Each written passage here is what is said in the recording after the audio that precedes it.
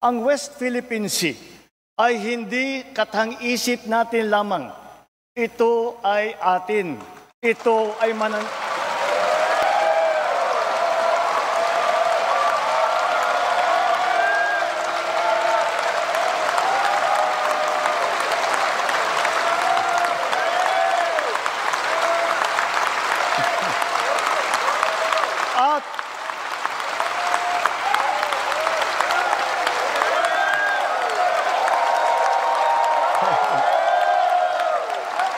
At ito ay mananatiling atin hanggat nag-aalab ang diwa ng ating minamahal na bansang Pilipinas.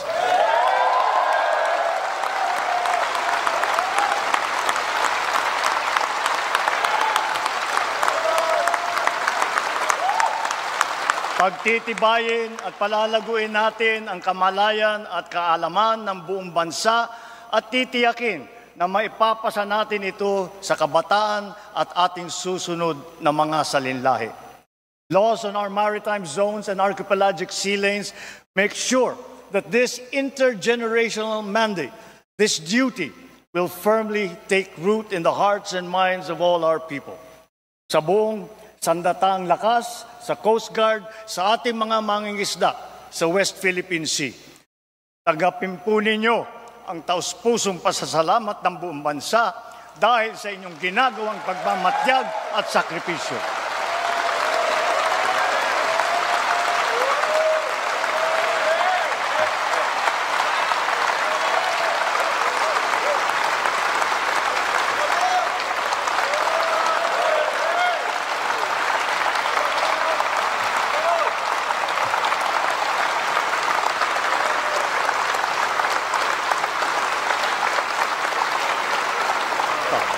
Kailangan nang itigil ang panggulo nito sa ating lipunan at paglalapastangan sa ating bansa.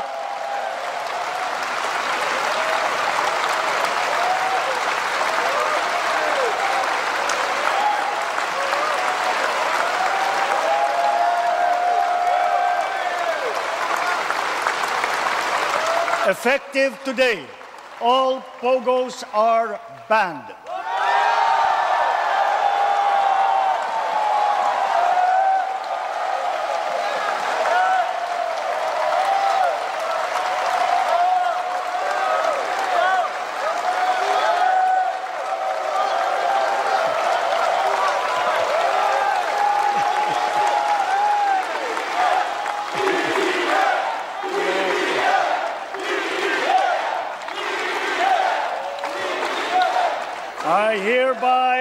I hereby instruct PAGCOR to wind down and cease the operations of POGOs by the end of the year.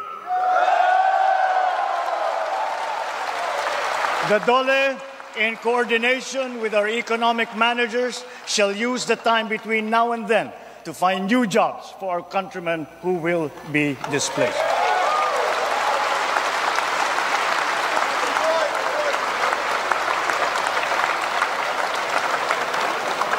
It will solve many of the problems that we have been encountering, but it will not solve all of them.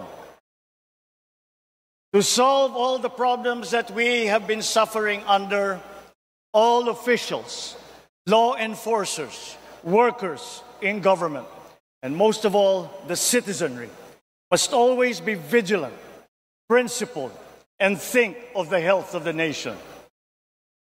So, ladies and gentlemen, let me end by recalling the words of a great man. Let not anyone pacify his conscience by the delusion that he can do no harm if he takes no part and forms no opinion. Bad men need nothing more to compass their ends than that good men should look on and do nothing. He is not a good man.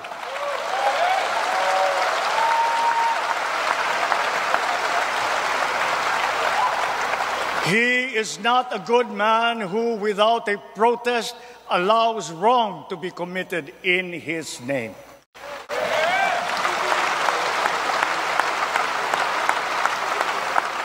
Mga minamahal kong kababayan, lagi po nating labanan ang mali at ang masama. Lagi po nating ipaglaban ang tama at ang mabuti. Lagi po nating mahalin ang Pilipinas. Lagi po nating mahalin ang Pilipino. Mabuhay po kayo at mabuhay ang bagong Pilipinas. Maraming salamat po.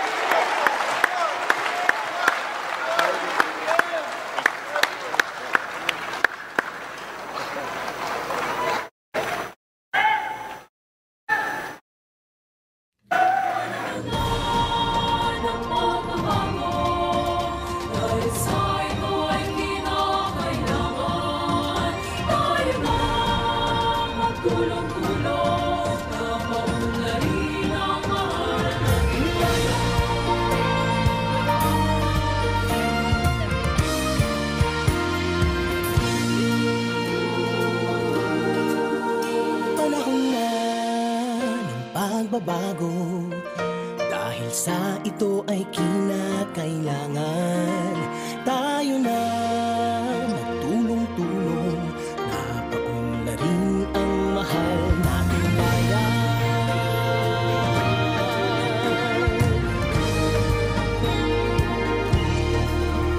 Panahon na ng pagbabago at iayos ang mga dapat ayusin.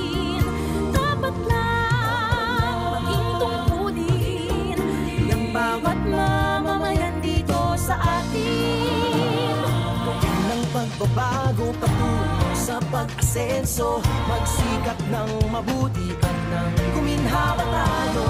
Itago malaki natin sa mundo